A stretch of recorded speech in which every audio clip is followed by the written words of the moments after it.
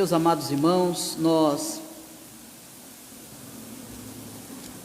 vamos nesse momento entrar aqui ao vivo. Cumprimento os irmãos pelo Facebook, aqueles que verão depois a esse estudo. Que Deus abençoe a vossa vida, da sua família. Meus amados irmãos, nós estamos estudando sobre a angústia de um ganhador de almas. E o texto que nós lemos é o texto de Lázaro o rico, todos nós já conhecemos. E deve surgir uma pergunta a nós: por que esse texto? O que tem a ver esse texto quando nós falamos sobre o tema a angústia de um ganhador de almas?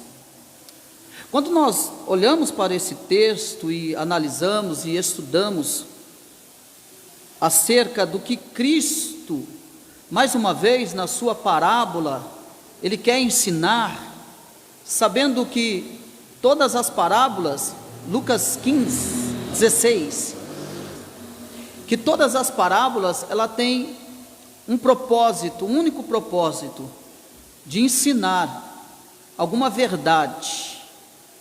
Em todas as parábolas que Jesus falou, o propósito dele é de ensinar algo a nós. Ensinar algo aos seus discípulos, ensinar algo aos ouvintes que estavam com ele, escutando as suas parábolas. E essa parábola, quando nós olhamos para ela, não é diferente. Essa parábola, por sua vez, ela vai nos trazer o significado principal dessa parábola, do texto que está em questão, que nós lemos. É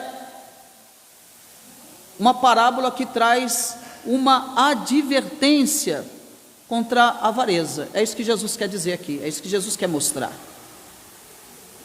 Logicamente, nós vemos todo o cenário aqui: céu, inferno, anjos, Abraão. Nós vemos aqui os personagens que estão inseridos aqui nessa parábola. E Jesus, ele dá um nome para um desses personagens, para Lázaro, mas para o rico ele não dá nome. Jesus faz questão de dar nome a esse cidadão que se chama Lázaro. Quando eu olho para esse texto e toda a sua narrativa, eu preciso ter em mente, baseado no tema, a angústia de um ganhador de almas, eu preciso olhar para esse texto e perceber nesse texto não só a advertência contra a avareza, mas perceber nesse texto, no meu dia a dia, que assim como esse homem rico, e eu disse que ele não está no inferno só por causa de ser rico, não está sendo penalizado só por questão de ser rico. A questão não é essa, mas a questão é que ele foi por demais abençoado, ele foi por demais beneficiado com as bênçãos de Deus sobre a sua vida. Jesus faz questão de dizer que ele é um homem muito rico e se vestia de roupas finas, de púrpura, de linho fino. Era um homem que tinha todas as condições da sua vida de dar atenção para aqueles desfavorecidos na sua vida financeira, desfavorecido no seu dia a dia, desfavorecido nas suas incapacidades. Quando eu falo da angústia de um ganhador de almas, nós temos que olhar para esse texto e buscar aqui o sentido também que esse texto nos traz e nos ensina, e olhar para nós mesmos como servos de Deus. E às vezes a gente tem que fazer essa pergunta: Senhor, para que o Senhor me chamou?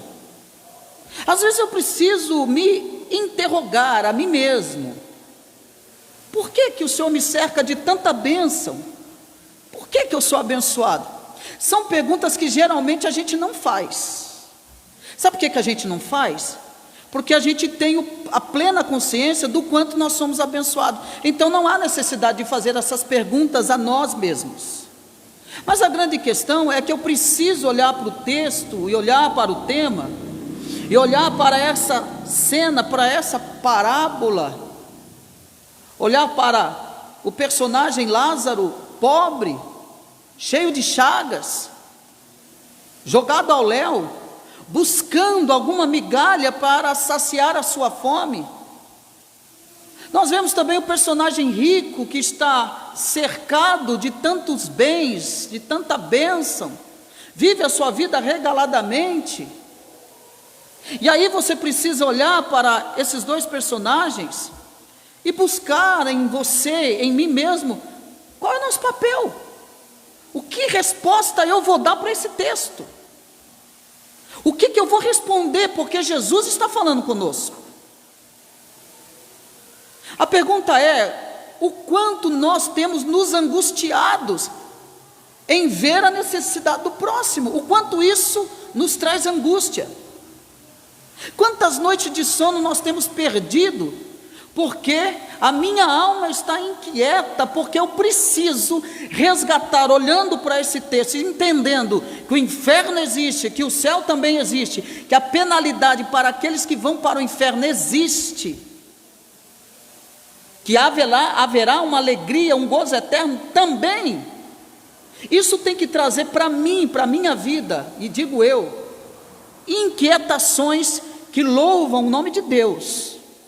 Inquietações essa que vai me impulsionar, então, a prestar mais atenção, a buscar mais, e até mesmo eu vou além, de nós sairmos da nossa zona de conforto, porque o grande perigo que os cristãos correm é de estar na sua zona de conforto, porque zona de conforto, ela pode ser uma zona de prisão, que nos impede de olhar a necessidade do próximo, que nos impede de estender a mão para o próximo, que nos impede de pensar se alguém está precisando de mim. Então, todas as vezes que eu sou beneficiado por Deus, isso está na nossa consciência, eu preciso falar com Deus: Senhor, qual é o propósito disso? Tem alguém que eu preciso alcançar? Tem alguém que eu preciso ouvir? Tem alguém que eu preciso dar 2 horas do meu tempo para ouvi-lo? Nas minhas orações eu preciso ser sincero com Deus: Senhor, se eu estiver dormindo no sono da indolência, eu preciso que o Senhor me desperte, eu preciso que o Senhor me acorde, que o Senhor me levante e tire eu do acomodismo espiritual. A minha mente e o meu coração precisam entrar em angústias, mas em angústias por algo que é nobre, angústia por algo que glorifica o teu nome, angústia por algo que vai exaltar o teu nome, e que eu tenha então condições de trazer pessoas e vidas para perto de ti. Eu preciso levar o teu nome a essas pessoas. É logicamente que o texto não vai mostrar aqui que teve alguém lá pregando para Lázaro. Jesus não vai falar nada disso, mas Jesus está mostrando aqui essa cena toda.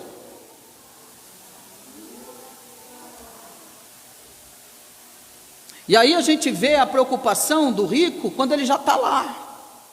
Mas além dele estar lá ainda, ele continua sendo um egoísta, um prepotente, um arrogante. Porque ele vai pedir, ele pede socorro, pede socorro, pede socorro, porém, ele pede: Pai Abraão, tem misericórdia de mim e manda Lázaro que molhe a água. Ele, além de estar naquela situação, ele ainda tem condição de ficar mandando. Prestou atenção aí, na prepotência dele? E quando nós olhamos para isso, a gente precisa ver a situação, o lugar que ele está, de tormento. E eu preciso olhar para isso e eu preciso fazer essa pergunta: Senhor, o que o Senhor quer de mim? Deus está falando conosco. Deus está falando conosco.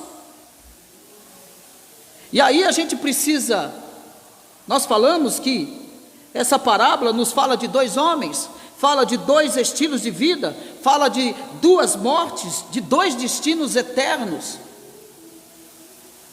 Mas eu preciso entender, falando da angústia de um ganhador de almas, eu preciso também saber como que a Bíblia descreve o inferno, para que comece a gerar dentro de mim essa angústia e necessidade rápida de sair e pregar o Evangelho a toda criatura, a todo momento.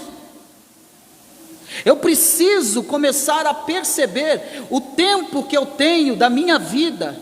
Eu preciso começar a me preocupar com as oportunidades que eu tenho na minha vida e com o tempo que eu tenho na minha vida, para tentar, no mínimo, dizer a alguém que Cristo salva, que Cristo perdoa o pecador, que ele precisa se arrepender dos seus pecados e mostrar a ele qual é a condenação, qual é o juízo, qual é o fim de alguém que não se rende a Cristo. Eu preciso ter isso no meu coração. Essa angústia tem que bater na minha alma,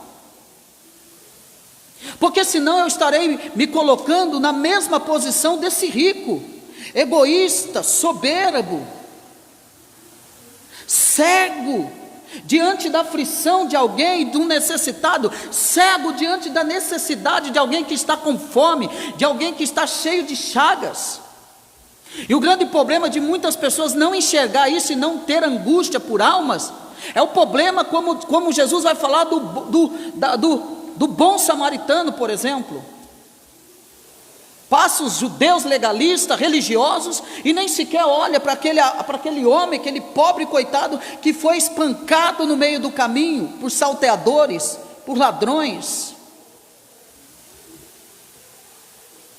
E a gente precisa olhar para esse texto e trazer esses pensamentos e indagações para a nossa própria alma. O bom samaritano passa, cuida dele, leva ele a uma hospedaria e paga tudo o que precisa e diz: olha, eu vou pagar mais, e que faltar você me fala, estou pagando. Ter angústia por uma alma significa eu me sacrificar.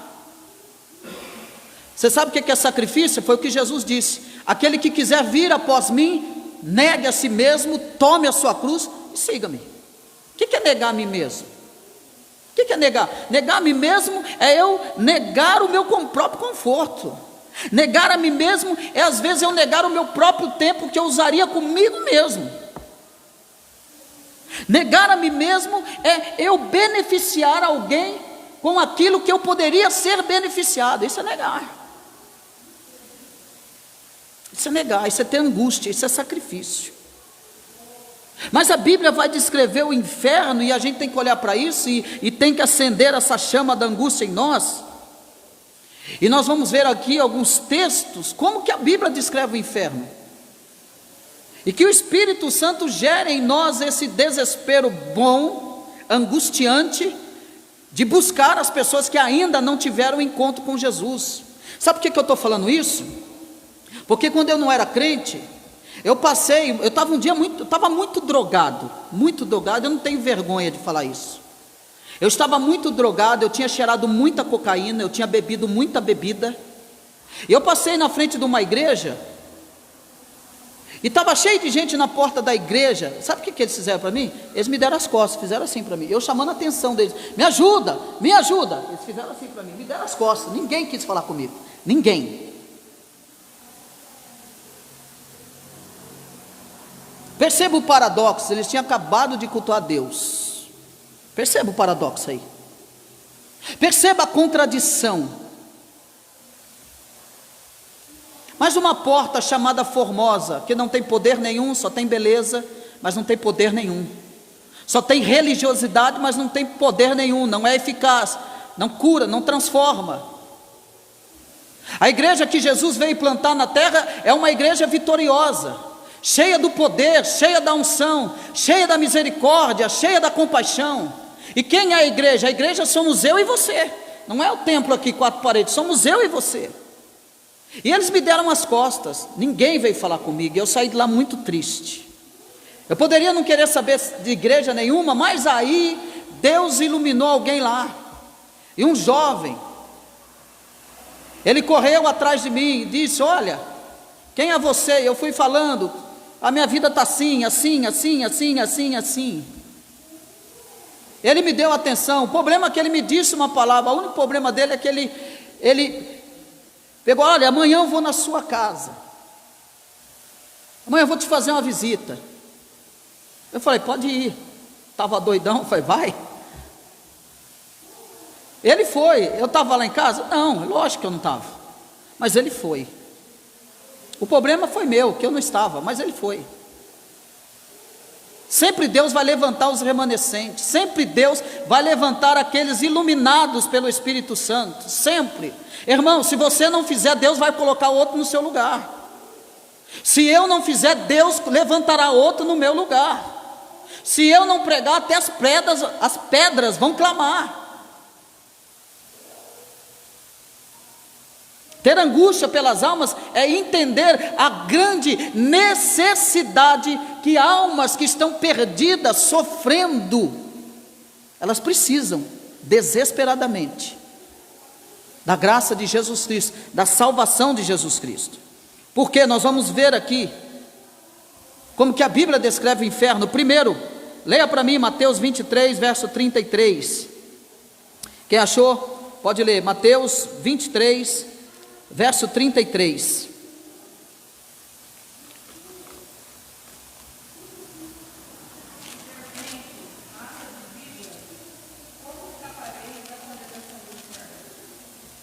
Então, 33. Como escapareis da condenação do inferno? Condenação. Julgado. Como que vocês vão escapar? Ou seja, não há possibilidade nenhuma, irmão, preste atenção, angústia pelas almas. Depois que a pessoa morreu, não adianta ir lá na beira do caixão querer pregar para ele não, porque já foi. Já foi. Depois que seu vizinho, ou parente seu, ou amigo seu morrer, não adianta querer ir lá pregar para ele, porque já foi, não tem jeito. Olha para a parábola do Lázaro e rico, não tem jeito. Por quê? Porque depois da morte, sem Cristo, é condenação.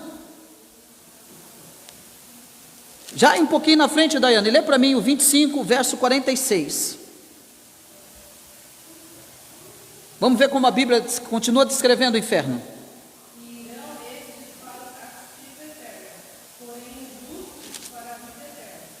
Olha aí, castigo eterno. Então, não tem como. A Bíblia descreve como condenação, a Bíblia descreve como castigo eterno. Não tem fim, irmão.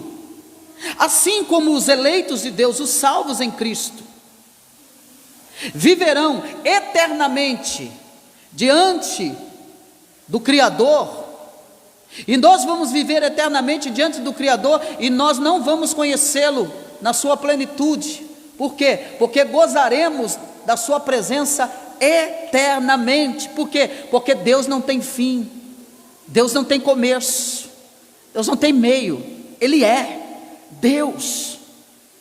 E isso não te incomoda, de que pessoas viverão de um outro lado, na condenação? Isso não incomoda você? Isso não te traz angústia? Eu vou repetir: depois que nossos parentes, amigos, tio, tia, avó morrer, não adianta ir na beira do caixão. Então o que nós devemos fazer agora pelas pessoas, o que nós temos que fazer agora, enquanto ela tem vida, e dizer a ela da condenação e da vida eterna. Agora. O dia que se chama hoje, agora. Porque o inferno é condenação. Leia para mim também o capítulo 13 de Mateus, o verso 42 ao 50. Mateus 13, o verso 42 e o verso 50. Versículo 42 e o versículo 50. Quem achou pode ler.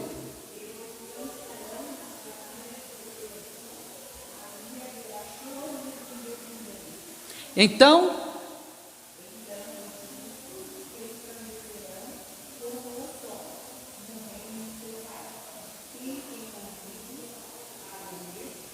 ouça, Perceba que o texto está falando de dois planos aí, de dois fins, dois finais, duas consequências. Eu iniciei falando que tem muito parente nosso que ainda não tiveram encontro com Cristo. Você quer isso para ele? Condenação? Fogo eterno? O que eu tenho que fazer então? Eu tenho que correr, eu tenho que lutar. Para quê? Para pregar o evangelho. Se já não dá mais por meio de diálogo, dobre o joelho e vá orar. Se não tem mais condições, como eu com o Hamilton já conversamos sobre isso, algumas situações, não tem mais como dialogar, ore. Ore. Gaste tempo com oração. Ah, irmão Cristian, mas Deus pode fazer? Pode. Ué, Deus salvou eu através da oração da minha mãe? Pode. E minha mãe não era aquela crente não, viu, irmão? Tá ela aqui, ó. Ela ia uma vez na vida, outra na morte. Deus ouviu a oração de uma mãe. Estou aqui, a resposta de oração. Deus ouve. A oração do justo pode muito em seus efeitos, ou seja, é eficaz. Jesus disse: aquele que bate, se abre. Aquele que busca, encontra. O que pede, recebe, irmão. Aqui está o segredo, irmão. Sabe por que tem muito crente que não recebe muita coisa? Porque ele não aprendeu a pedir, não aprendeu a bater, não aprendeu a buscar. Poderia ser mais abençoado? Poderia, mas é que ele não aprendeu a buscar, não aprendeu a bater, não aprendeu a pedir. E tudo isso só pode acontecer por meio de oração, irmão. Oração. Tem parentes, tem vizinho, que só vai vir através de jejum e de oração, irmão. Tem famílias, amigos, que só vai vir através de jejum e oração. Jesus, por que nós não podemos expulsar os demônios lá? Não, porque vocês. O que aconteceu? Jesus disse: as situações só serão resolvidas através de jejum e oração. Tem casta, irmão, casta de demônios que aprisionam pessoas. Talvez aprisione até alguém da sua família, da minha família. E o que a gente tem que fazer? Olhar para esse contexto do inferno, dessa condenação, e os lançarão na fornalha acesa, ali haverá choro e ranger de dentes. Isso deve afligir a nossa alma. Não só poderão entrar lá nesse plano eterno de sofrimento, não só a nossa família, mas também aqueles que nos rodeiam, os nossos vizinhos, as pessoas que nós conhecemos. Isso tem que trazer angústia para o nosso coração. Isso tem que trazer pressa para a minha vida. Eu tenho que pregar, eu tenho que falar. Eu tenho que falar que Jesus está voltando. Eu preciso falar. Eu preciso orar e dizer: Senhor, me dê a oportunidade, coloque pessoas na minha frente. Eu não sei nem quem que o Senhor vai pôr na minha frente, mas coloque pessoas na minha frente. Angústia, angústia, angústia. Lembra lá dos muros de Jerusalém? Lembra? Quem é que vai chorar lá? Quem é que chora? Quem é que ora? Quem é que pranteia, vendo os muros de Jerusalém no chão?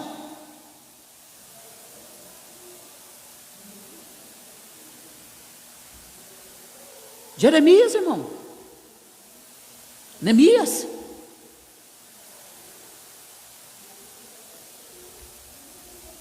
Fornalha acesa, ali haverá fogo e ranger de dentes. E então os justos resplandecerão como o sol no reino do seu Pai. Quem tem ouvidos para ouvir, ouça. Ah, que maravilha! Que maravilha! A cena do rico é maravilhosa. Ó, tá tudo bem, tá tudo tranquilo, estou legal, visto da melhor roupa. Mas e Lázaro lá? Olha Lázaro, que não tem nada, não tem nenhuma perspectiva de melhora, não tem nenhum sinal que as coisas vai dar bem para ele, e ele morre sem ver, sem usufruir das bênçãos terrenas. Ele morre miserável, mas entra no gozo do Senhor, salvo, transformado, recebendo os céus como consolo na sua vida toda. Então fala de fogo eterno, fala de castigo eterno, fala de fornalha ardente. Leia para mim Marcos, capítulo 9, verso 1. Vamos ler o versículo 50. Olha o que diz: e os lançarão na fornalha acesa, e ali haverá choro e ranger de dentes. Essa parábola fala então dessa rede, ela está falando sobre a separação. Depois do evangelho ser pregado, depois da boa palavra ser pregada, o fim virá e haverá uma separação. Os eleitos gozando diante de Deus, os réprobos sendo condenados eternamente, lançados no lago de fogo e enxofre. Isso deve angustiar o nosso coração. Serão lançados num fogo que não se apaga. Leia para mim Marcos, aí na frente, vamos para o Evangelho. Marcos 9, o capítulo 9, verso 44. Quem achou pode ler, por gentileza.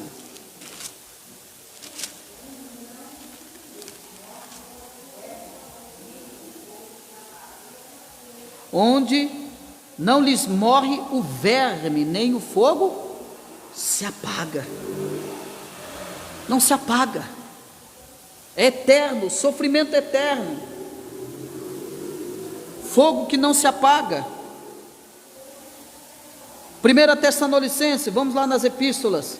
1 Tessalonicenses, o capítulo 1, verso 9.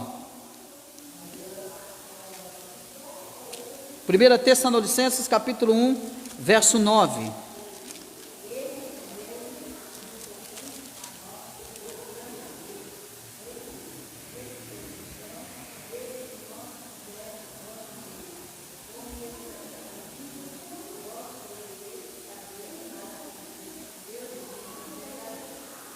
Para servir ao Deus verdadeiro, servir esse Deus, pois eles mesmos, no tocante a nós, proclamam que repercussão teve o nosso ingresso no vosso meio, e como, deixando os ídolos, vos convertestes a Deus, para servirdes o Deus vivo e verdadeiro.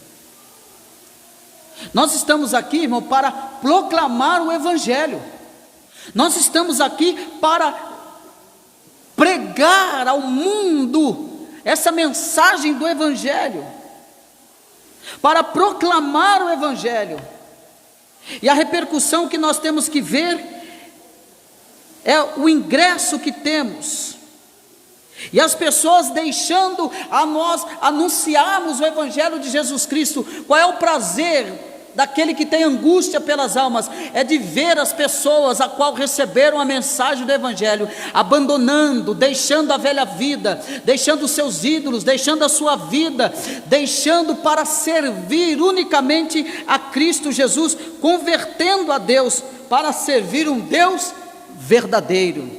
Ah, meu irmão, eu confesso a você que eu estou cansado de ver as pessoas, porque a gente vê isso aí todos os dias, porque converteu tanta gente. Você volta lá, se sobrou um, é muito. E esse um ainda, coitado, está perdido no meio da igreja, ninguém cuida dele, ninguém vai cuidar dele, está lá solto. Ele vai andar com a igreja pela misericórdia de Deus. Está lá, senta aí e acompanha-nos, venha conosco. Pegou o bonde, pegou um trem andando, né? Entra aí, senta e vai acompanhando, totalmente perdido. Mas aqui dentro desse texto há todo um trabalho, houve todo um trabalho, houve todo um sacrifício, houve toda uma insistência, muita fé, muita dedicação da pregação do Evangelho, entendendo a necessidade de se resgatar das garras de Satanás o máximo possível de vidas que estão em sofrimento, porque Deus não tem prazer de que ninguém sofra. Deus não tem prazer na morte do ímpio, se você não sabe disso. Deus não tem prazer nisso. Nós não devemos ficar felizes quando um ímpio morre. Nós temos que sentir penar, porque a gente sabe qual será o fim daquele que parte daqui sem Cristo. Nós temos que sentir muito pesar. Quando alguém morrer na nossa rua, da nossa vizinhança, quando ele morrer, e ele não teve um encontro com Cristo, nosso sentimento tem que ser de pesar. Eu deveria ter falado de Jesus para ele, não falei. Angústia. Quando um parente nosso morrer, e se nós tivermos a oportunidade de falar de Cristo para ele, e nós não falamos, desconsidere aquele que teve e falou, viu, irmão, por favor. Mas se nós tivermos a oportunidade e nós não falamos, nós temos que sentir pesar. Por que eu não falei de Jesus? Por que eu não falei da salvação? Por que eu não falei da condenação? Por que eu não falei do perdão dos pecados? Por que eu não falei do arrependimento? Porque o inferno é destruição eterna. O inferno é a escuridão das trevas, tormento, lago de fogo. Leia para mim Apocalipse 2:11. Quem achou pode ler. Apocalipse 2:11.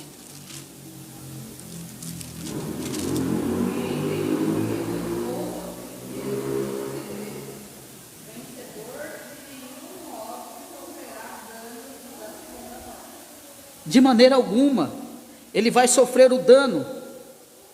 Aqui essa expressão é uma expressão que simboliza a condenação eterna. Sabe o que significa isso aqui? Quando a pessoa estiver no inferno, sabe o que significa? Acabou, não tem mais volta. Assim como nós estamos sujeitos a morrer uma vez só, aqui, agora, o ímpio vai dizer a ele, acabou, não tem mais jeito, é o fim, acabou, não volta mais, não tem chance, você não será absolvido,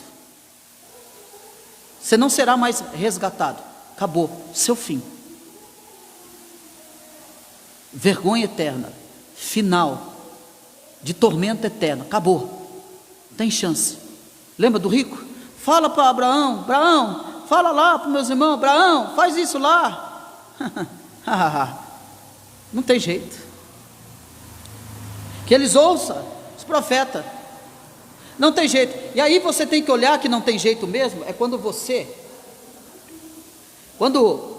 Abraão diz, se ele não ouvirem, volta lá. Se eles não ouvirem, olha o que ele vai dizer. Lembra-te que recebeste os teus bens em tua vida, e Lázaro igualmente os males, agora porém aqui ele está consolado, tu em tormentos. Aí ele vai dizer, mas ele insistiu, verso 30, olha lá embaixo comigo. Não, pai Abraão, se alguém dentre os mortos for ter com eles, arrepender-se-ão. Abraão, versículo 31, porém lhe respondeu, se não ouvem Moisés e os profetas, tampouco se deixarão persuadir, ainda que ressuscite alguém dentre os mortos, quanto mais eles vão ouvir. Ô meu irmão, você tem que se lembrar do que aconteceu com Lázaro. Lembra lá de Lázaro, amigo de Jesus, irmão de Marta e Maria? Sim. Lázaro não ressuscitou? Sim ou não? Mudou alguma coisa na ideia dos judeus? Mudou? Não. Mudou alguma coisa na ideia do povo? Não. O povo crucificou Jesus, vendo Lázaro sendo ressuscitado. O que Abraão está dizendo para ele? Sem chance. Ainda que volte alguém, ainda que existisse, que não existe a possibilidade de alguém voltar, ainda que existisse, eles não ouviriam, eles não dariam ouvido. E hoje, nos dias atuais, nós não estamos pregando, nós não estamos falando, a gente não procura a fidelidade das Escrituras, falar aquilo que é certo, sim. A gente tem muito êxito nisso? Não. Mas eu vou deixar de falar? Eu vou deixar de pregar? Não. Eu preciso falar do inferno. Eu preciso falar do céu. Porque a doutrina do inferno, ela é bíblica e ela está aí. E Jesus foi o que mais falou dela. Então nós vemos que essa parábola, ela é um convite. Ela é um convite. Ela é um convite a nós. Ao mesmo tempo, ela é uma advertência a nós, para que nós venhamos falar.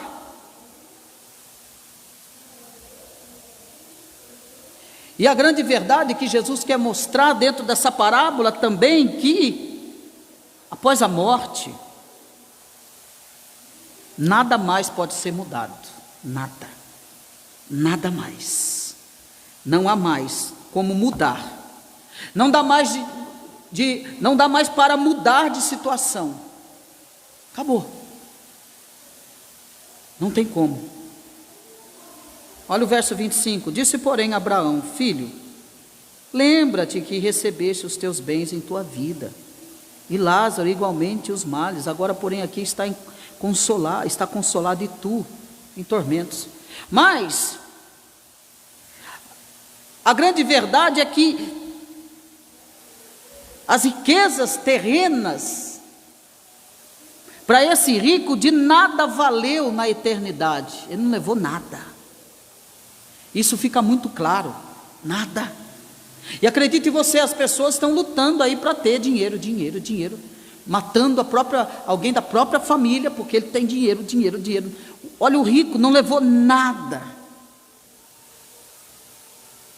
Mas a grande verdade é que o rico não foi para o inferno porque o problema dele era porque ele era rico, não existe nenhuma passagem bíblica que ensina que é pecado ser rico, não é errado ser rico, não tem nenhum texto que vai basear que é errado você ser rico.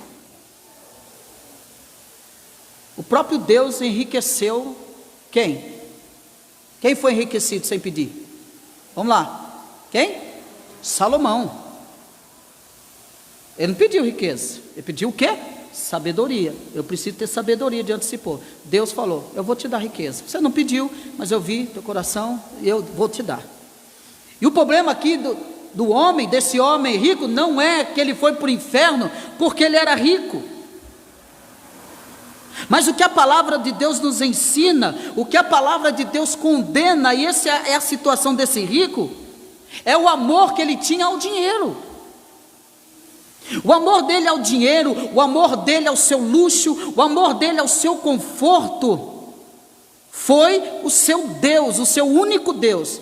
E nós temos que tomar cuidado com isso, porque o meu conforto, as minhas bênçãos,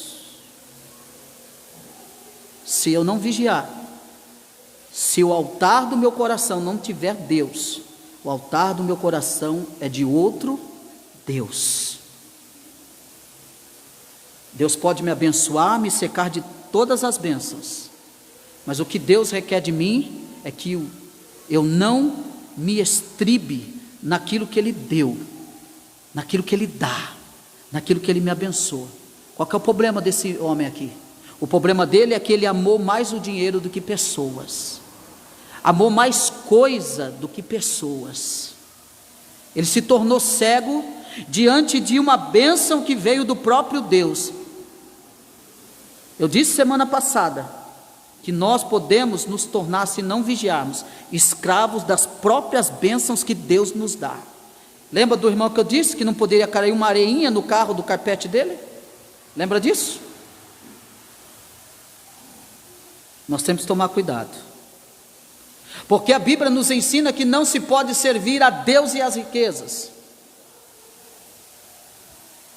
É tão verdade que muitos personagens também da Escritura, como não é pecado ser rico, muitos personagens bíblicos foram ricos, inclusive Salomão, como por exemplo José de Arimateia, que foi um homem rico, um homem que viveu nos dias de Jesus, e que o ensino bíblico é de que alguém que é verdadeiramente rico, porém a riqueza não estava no seu coração, de alguém que é verdadeiramente rico, mas que compartilha as suas bênçãos materiais, que compartilha as suas bênçãos espirituais com os necessitados. O que esse rico não faz? Ele não faz nada disso. Ele não tem angústia pelo pobre coitado Lázaro. Ele não sente pesar, ele não sente compaixão, ele não vê a necessidade de Lázaro. Segunda coisa é que ele vai nos mostrar a sua auto-justificação e que não pode livrar ninguém. E como nós vimos aqui que essa parábola é direcionada aos fariseus, e que se achavam que poderiam se apoiar na sua própria justiça.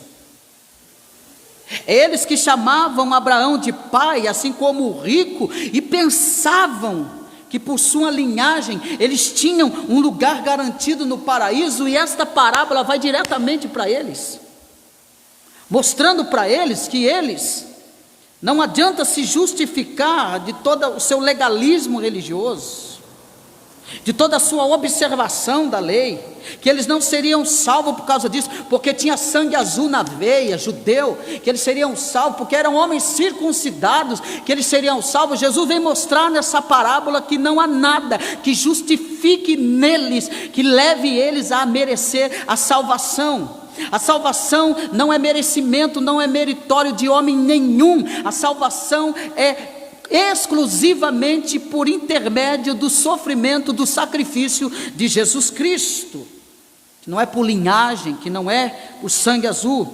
A palavra de Deus então nos revela que é somente através da justificação, não de homens, mas da justificação pela fé em Cristo Jesus, que podemos então desfrutar as bem-aventuranças eternas. Leia Romanos 5, Romanos capítulo 1, verso 5, capítulo 5, o verso 1.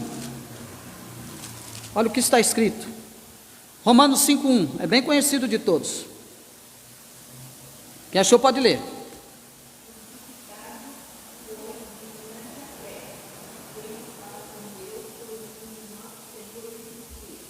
Então nós temos paz. Quais são os benefícios que descrevem e que acompanham essa justificação, irmão? Sabe o que acompanha a justificação pela fé em Cristo Jesus? Acompanha-nos a paz, nos traz paz, nos traz alegria e nos traz esperança. Nos traz esperança.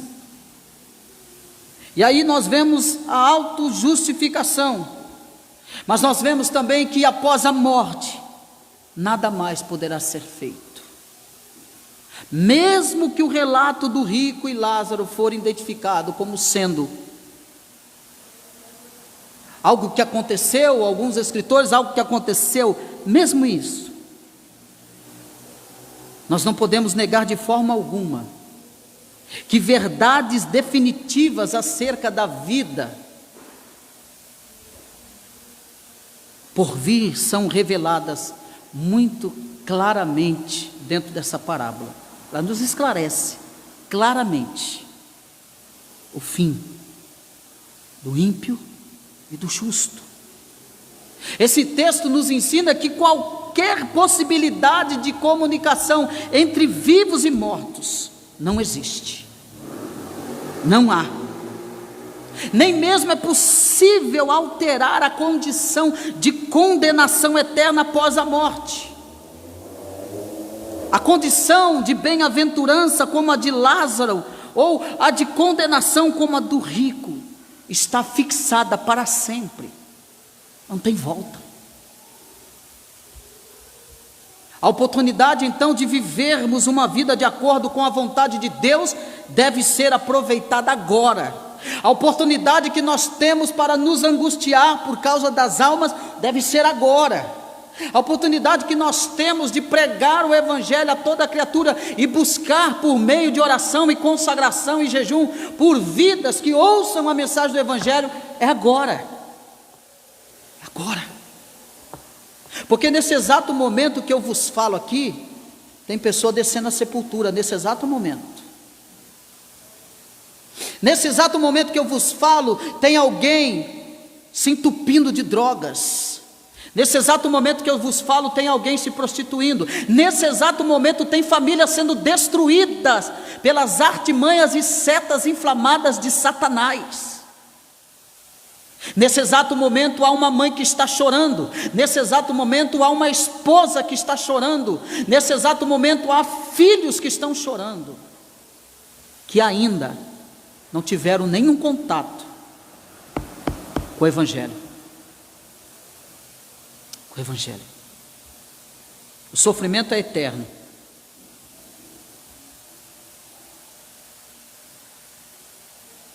Agora, Outra inverdade, falando que o sofrimento é eterno e sem alívio, isso é para trazer angústia no nosso coração, viu, irmãos?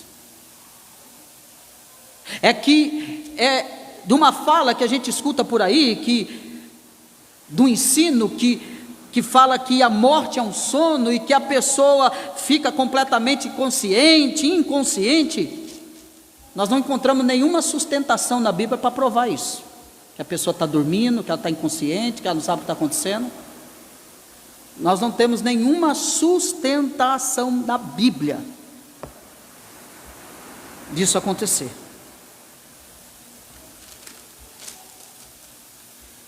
A salvação, então, é uma obra inteiramente divina. Nós temos que cumprir o nosso papel? Temos. Por quê? Porque o inferno existe. O céu também existe. E a angústia de um ganhador de almas é olhar para essa situação, para o fim de ambos, e correr para pregar o Evangelho.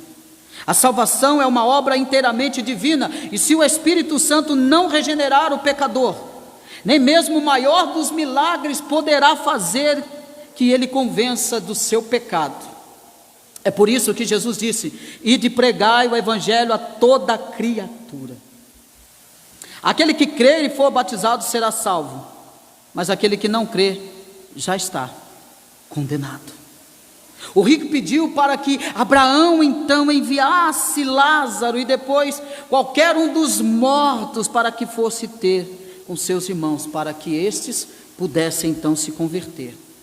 E é claro que o rico, mais uma vez, ele estava então completamente equivocado. O Evangelho então de João nos fala de outro Lázaro, aquele que ressuscitou dos mortos. E o resultado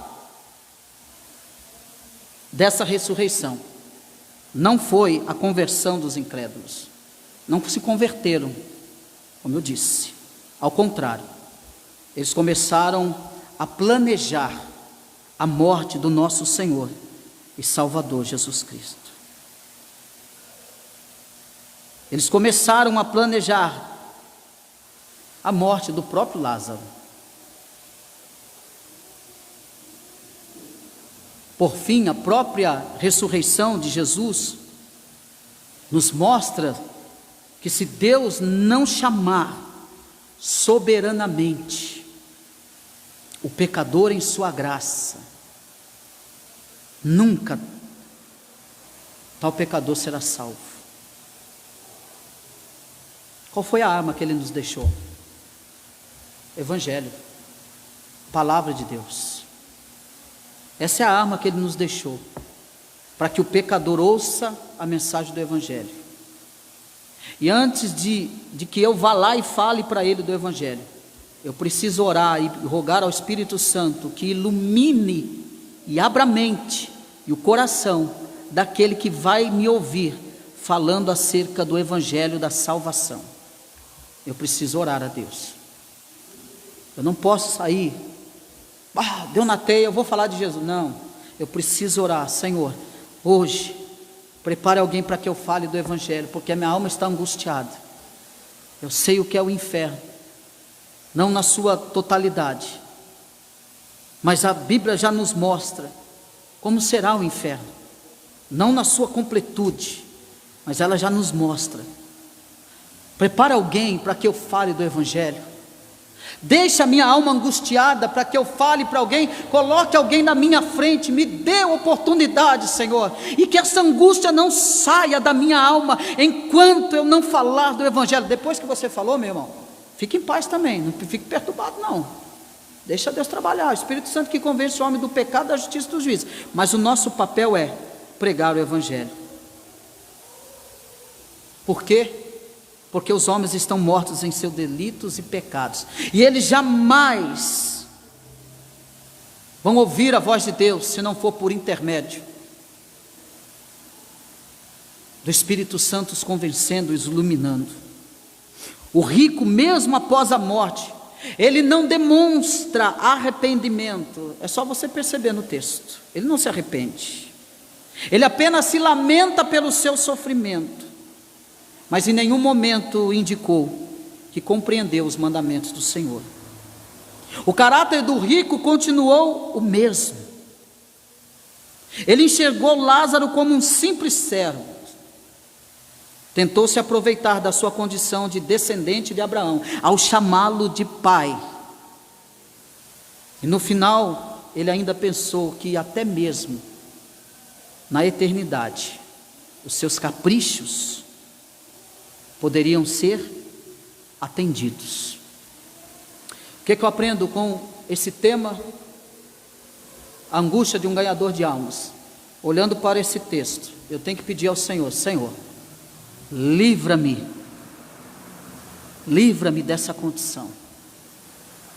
Que cada bênção tua, que cada misericórdia tua, que cada compaixão tua, Senhor, ao meu favor, eu tenha o despertamento, a sensibilidade de contribuir com o meu próximo. Que as minhas atitudes e pensamentos não sejam como a de Lázaro, que eu não tenha um coração fechado, uma mente fechada, mas que eu venha externar, que venha fluir de mim exatamente aquilo que o Senhor tem dado a mim. Que eu tenha condições de olhar para o meu próximo, que a minha alma venha se angustiar, não por causa de uma promoção que eu estou querendo, não por causa, que a minha alma não venha se angustiar, não por causa de uma posição, que a minha alma não venha se angustiar, não por causa de ter a necessidade de ser aceito por alguém, que a minha alma não venha se angustiar, não por causa de uma casa que eu quero, de um carro que eu quero, mas que a minha alma venha se angustiar por uma alma que ainda não teve o encontro com o Senhor. Essa deve ser a nossa oração, meus amados irmãos. Que o Senhor nos ajude, que o Senhor nos abençoe nessa noite. Vamos orar a Deus? Vamos orar? Logo após, se os irmãos tiverem alguma pergunta, algo a acrescentar, os irmãos estão livres aí para fazer, tá bom? Vamos orar a Deus, curva a tua cabeça e oremos ao Senhor. Senhor Deus, Pai Todo-Poderoso e Eterno, ó Pai amado, tira de nós todas as preocupações, Senhor, que não estão voltadas para o Teu reino, que não estão voltadas para cumprir a Tua vontade. Sim, Senhor, o Senhor nos conhece. Como nós somos falhos, errantes, às vezes somos desapercebidos, às vezes estamos mergulhados em tantas coisas, ó Pai. Às vezes nos entramos em condições como Marta e Maria, que estão preocupadas em que fazer para atender o Senhor, e a única coisa que importava para o Senhor era ouvir, Senhor, a necessidade de ouvir a Tua voz, escutar a Tua instrução, Senhor. Ó Deus, eu sei que o Teu Santo Espírito tem falado conosco, com esta igreja, voltado para missões, e assim como a Tua igreja tem feito, Senhor, na medida do possível e do impossível, ó Pai querido, saindo de quatro paredes, levando o Evangelho. Continua, Senhor, esse fogo ardente na vida desta igreja, que esta igreja não desanime, que esta angústia não saia dos nossos corações, em busca das almas que estão aflitas, sobrecarregadas, oprimidas, em cadeias, Senhor. Continue, ó Pai querido, continue nos incomodando, continue nos levando, ó Pai querido, para pontos fundamentais, ó Pai amado, que são as almas, ó Pai, que têm um encontro contigo, que se rendam à pregação do Evangelho, que se arrependam dos seus pecados e sejam salvos pelos méritos de Cristo e sejam justificados pela fé que há em Cristo Jesus.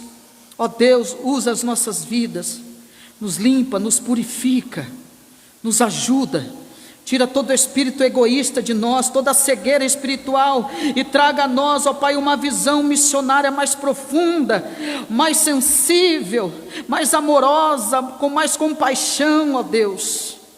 Que haja necessidade em nós, não das coisas desse mundo, porque o Senhor mesmo disse das nossas inquietações para nós descansarmos no Senhor, porque o Senhor cuida da nossa bebida, veste, ó Pai querido, mas para que nós venhamos buscar primeiramente o Teu reino e a Tua justiça, e olhar para o próximo, Senhor, também aplicar a justiça, é viver a tua justiça ao estender a mão, a se compadecer, a se angustiar. É também um teor de justiça. Ó Deus, que tudo aquilo que nós ganhamos da tua parte, nós venhamos, Senhor, pelo teu Espírito, compartilhar com muitas vidas, e que essas vidas sejam salvas pela pregação do Evangelho, não pelas nossas palavras, mas pelas palavras do Evangelho, do nosso Senhor e Salvador Jesus Cristo. Esse é o nosso pedido e agradecimento. Amém. Amém. Que Deus abençoe nossos irmãos, aqueles que irão assistir depois, que Deus abençoe a vida de cada um.